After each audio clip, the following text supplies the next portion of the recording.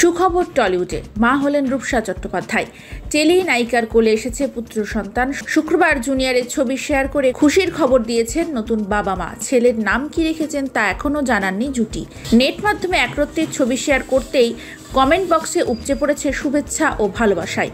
বিয়ের মাস দেড়েকের মাথায় সকলের সঙ্গে জীবনের নতুন অধ্যায়ের কথা জানিয়েছিলেন রূপসা। শেয়ার করেছেন একগুচ্ছ আদরের ছবি। এরপর থেকেই ধীরে ধীরে সামনে আসে তার বেবি বাম্পের ছবি।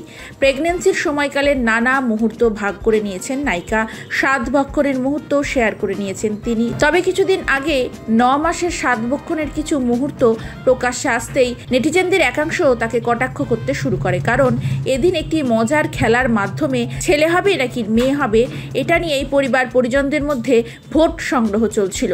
ইনস্টা পেজে দুটি ছবি শেয়ার করেছেন রূপসা সায়নদীপ। এখনই মুখ দেখাননি ছেলে সদ্যজাতের। স্নেহের আদরে ভরিয়ে দিয়েছেন রূপসা।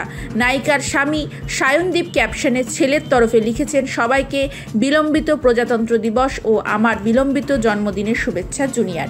এই পোস্ট দেখে অনেকেই মনে হয়েছে 26শে জানুয়ারি সন্তান জন্ম দিয়েছেন অভিনেত্রী।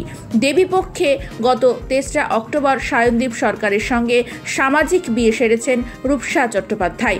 আশ্বিন মাসে সাধারণত হিন্দু বাঙালিদের বিয়ে হয় না, সেজন্য অবাক হয়েছিলেন সকলেই। সেই সময় জুটি জানান, ব্রাহ্মণের থেকে বিশেষ তারিখ নিয়েই পাকা হয়েছিল জুটির বিয়ের তারিখ।